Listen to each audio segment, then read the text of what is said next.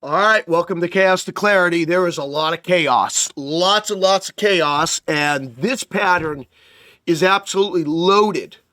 We have got this storm Sunday night, and then we have another one middle part of the week. And by the way, you can tell that I'm actually off today. I'm not working till Tuesday, but I had to come in to record this video. Also, I want to shout out to all my followers on X. Formerly known as Twitter. I appreciate you. There's a guy that I had an argument with. What's his Long Island guy? Hey, if you're watching this, I do appreciate you. I appreciate your passion, and I appreciate the fact that you challenge me, even though I don't like it sometimes and I disagree with you. But I do appreciate that. So thanks for that. All right. We have our storm Sunday night. Now listen, I don't normally do this. I'm going to pat myself on the back. If you've been following me on X, on Monday, I said there's a storm. All of the modeling was offshore. I never believed it because you have an Arctic boundary.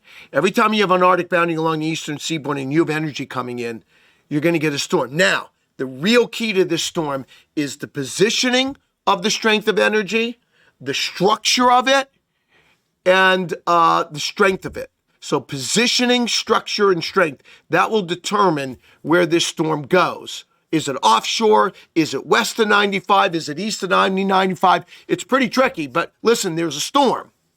It's coming right when I said it would. Sunday and the Sunday night, I do have a snowfall map on you. Let me show you the pattern, okay, that's going to start this. I'm going to put this on the full so you can see it a little bit. So what we've been talking about all week, is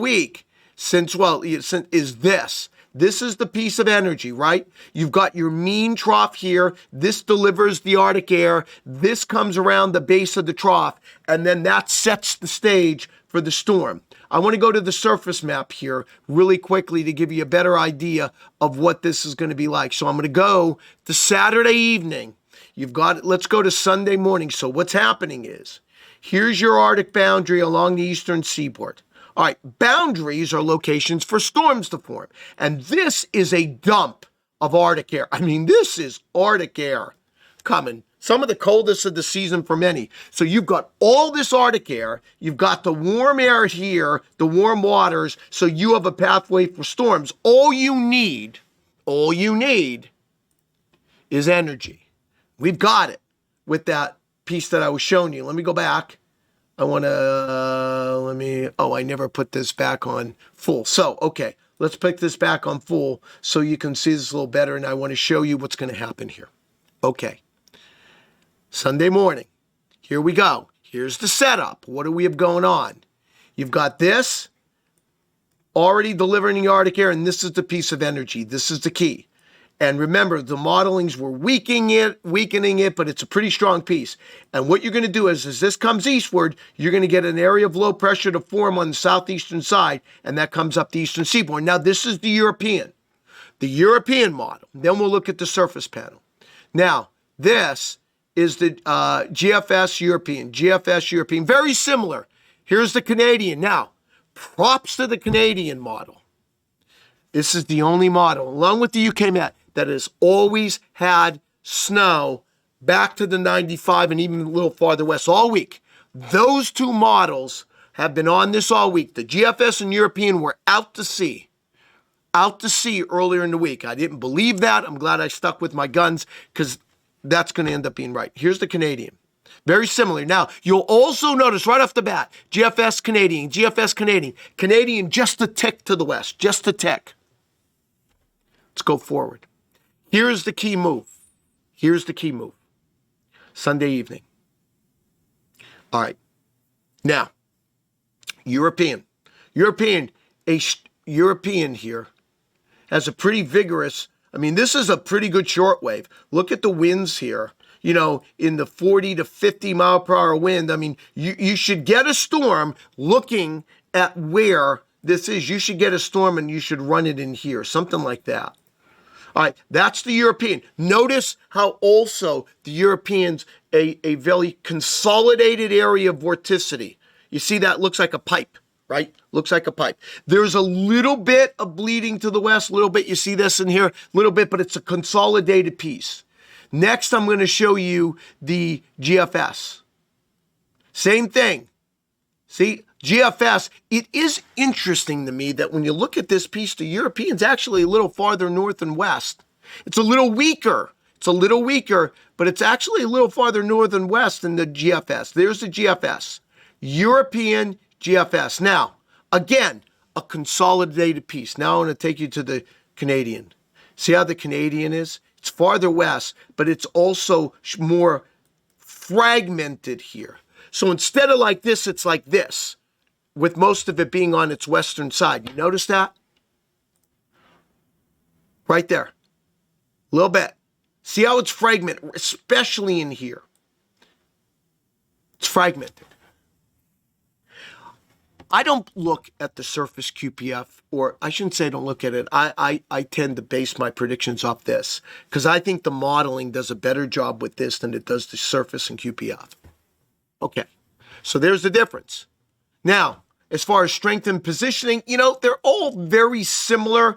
European, GFS, Canadian. In fact, if you look at just the positioning, the Canadian and the European are very similar. The difference again is back in here. That energy back in there. There's the Canadian. There's the European. See how there's less, European, Canadian. Okay, so just that little difference makes a big difference in the modeling. So let me show you what I mean. I want to show you a map that I think most people understand. Let's look at the surface map. And then I will give you our snowfall prediction. I owe you that. And then we'll also take a quick look at what's going to be next week. So let's talk about this storm. All right, we're going to show you the GFS. There it goes, GFS. And I'll show you the model snowfall map. I don't normally do that, but I think it's worth it here. So this is the GFS. Look at the storm track right up. There's the GFS. Let's just take 7 o'clock. 7 o'clock. Sunday evening. GFS, European, Canadian. Look at the difference, especially, even though the Canadian and European 500 millibar, very similar in the general location, but it's that fragmentation, how it's fragmented, causes the difference. So there is the Canadian, there's the European. European, Canadian. Look how far west the Canadian is. And then compare it to the GFS. Farther west than the Canadian, than the GFS. The GFS versus the European. Little faster, Europeans farther east. There's the GFS. Let's compare it to the Canadian. Canadian, GFS. And then the European. That's the difference. Now, the Canadian has been on this storm from the get-go, and it has been consistent. Based on that 500 millibar track, I think the Canadian is the outlier. I also think the European, with its surface presentation, is too far east. I think it's too far offshore. I don't think that's right. I don't think the European's right, and I don't think the Canadian's right. I think the GFS is, in my mind, at this point, is the one I'm going to ride a little bit here. A little bit. I think the I-95 corridor, I think Washington, D.C. toward New York City, you're going to get at least a couple of inches of snow here. 1 to 3 is what I have. Now, that's what I've had from the get-go. Now, where may I be wrong? Along the Jersey coast. I thought it could be 3 to 6 in there and in the eastern Long Island. Probably not. Wouldn't rule it out, but that's not what I would forecast. I would think it's a little far north and west.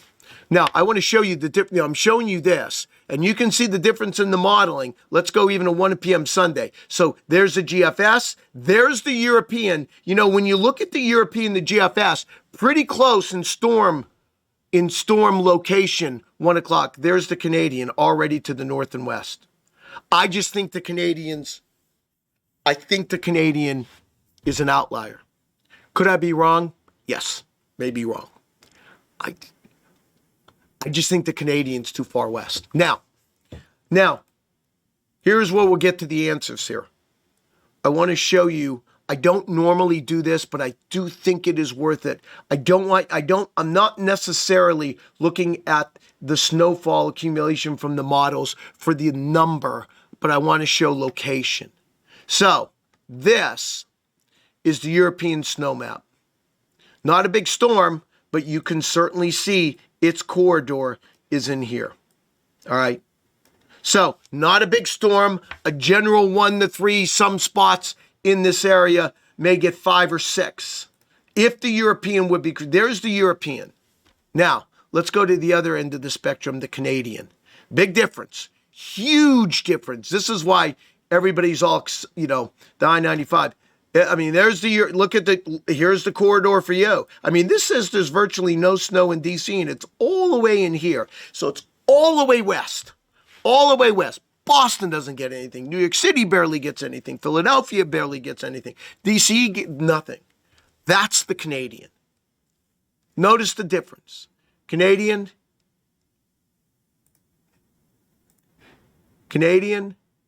European, Canadian. Big difference. Now, GFS. Let's show the GFS. Canadian, GFS. Canadian, GFS. Farther south. Now, it is interesting. The GFS would suggest that there's not a whole lot on Long Island, which is funny because I looked at the soundings. The GFS, you would have accumulating snow all the way across most of Long Island, maybe not eastern Long Island. So I think the presentation is kind of wrong, but you get the idea. There's the Canadian, there's the GFS, there's the European. European, GFS, Canadian. So, to me, the Canadian, I think it's too far west. I just do. The European, who, by the way, those that follow me know that the European is a model that I, let me make sure I put this on the right one here. Yeah, there we go. So, for those that know me, I'm a European lover. I do. I think it's the best model. There's the Canadian, and here's the European. There's the European. I think you got to throw it out. I think it's too far east, and the precipitation isn't enough. I think right now, you lean more toward a GFS, which is in between the solutions, between the European and the Canadian. That's what I would do right now. That's one. I'm going to show you the snowfall map we have. Now, here's the thing. We're going to have to make some adjustments to this, but right now, it gets a little difficult trying to be too deterministic. So, we have 2 to 4 inches in New York City, most of Long Island. I'm skeptical of the Cape and Eastern Long Island that they're going to get more than an inch. Maybe they can get an inch here. And I think even Atlantic City, coastal New Jersey, I don't think it's anything more than an inch. But then we have a 3 to 6 area. So we're factoring in a little Canadian and a little European and trying to come up with a blend. There's your 3 to 6 area in here. You know what I'm going to do?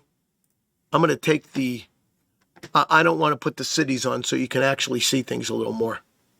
That's what I'm going to do. So, 3 to 6 inches north and west of Philadelphia, 2 to 4 in New York City. So Poughkeepsie, we have Bridgeport, Connecticut, Hartford, 3 to 6, Providence, 3 to 6, Boston, 3 to 6, and 3 to 6 right up in the coastal Maine. This is going to change a little bit. I think the overall theme is right, but with this system, it's tricky. The other thing that's tricky, you start getting on this northwest side of the storm, you may start getting some high snow ratios. I think there's going to be a 6+ area somewhere here in New England. Maybe it gets down into northeastern PA, but somewhere in here. But I'm just not sure if it's a little farther to the west or east. But there will end up being, and now I'll play this so you can see the key. I do think someone's going to get 3 to 6. There will be a 6+ area in here, I do. And again, what I'm going to do is I want to take this off for a second so then you can see this a little better. When you put the cities on, everything goes away. So this is 1 to 3. This is 3 to 6. That's the best I can do right now. We have a coating to an inch back toward Harrisburg, toward Williamsport, toward the Hazleton area. 1. Your coating to an inch will probably come way back in here as well. Well, this would be a coating to an inch. We'll probably get a coating to an inch back in State College. Maybe not all the way back toward Pittsburgh, but someone in there, I would think. That's what I'm thinking right now. Now, someone's going to get more than 6 with this. I do believe that. I think the European's wrong on this. I really do. I think it's too far east, Canadian too far west. This is what I think we're going to do here right now. Sorry, I can't hit your backyard, but that was thinking. All right, really quickly, and then I got to go because I can't make this like 20 hours long. Next week, my God, I don't even know what to say. First of all, let me show you the surface map. Look at this cold air next week. I mean, this is just to give you, let me show you. I just want to put the 2 meter temperatures up in Fahrenheit, just on the European, just to give you an idea of what is coming. I'm going to wait for that to load. It may take a little longer. But just like I was on board with this storm, you remember I was at the AMS conference in New Orleans on Monday. I said, I'm on board this Arctic air. And I didn't care if the modeling was showing out to see. It's like, it's coming. I'm telling you, it's coming because of that Arctic air and you have a boundary. Next week's going to be a huge problem. Now, I'm not exactly, the details, but from Texas to the Carolinas, you got to worry about snow and ice. I would tell you that right now, and maybe up into the mid-Atlantic. I'm not sure yet, but I want to show you what's coming with this air that's coming. I want to take you to Tuesday morning. Look at this. Look at this cold air that's coming. Look at this. This is Tuesday morning. The freezing line it's down in New Orleans and I-10. Look at all of this. That's Tuesday morning. I mean, this is all below zero in the pinks here. I mean, we're going to go below zero at AccuWeather headquarters and we don't have any snow on the ground. I mean, look at this. Cold. This is Tuesday. Wednesday morning. Look how cold this air mass is. This is brutal cold coming. Now, let me go back to Tuesday morning. What do you see here? You have a boundary in here, don't you? See, now the boundary shifts. Now, this tells me immediately that the next storm is probably not in here. Probably not for the Northeast. Probably not. I just think the cold air is in, but, we'll see. But let me show you what's coming then, really quick. So let's go to 500 millibar. So here you start all over. There's our storm leaving on Monday, and then you start this all over again. Doesn't this look familiar? You have a northern piece here and a southern piece here. So now what do? You play the game all over again. Does this southern piece run out ahead of the northern piece? If it does, it's a huge snowstorm. It's a blockbuster snowstorm. Or is it just a trough? And if it's a trough, then the precip is going to be all down in the southeast and nothing in the mid-Atlantic. That's the game you play. This is the European sea. It's trying to get a little bit of this out ahead of it, but it looks to me that like the storm's down in here. That's the European. That's Tuesday morning. I'll show you the surface map. There is the GFS. Again, it's trying to get a little piece out of this that you would have to worry about the Carolinas.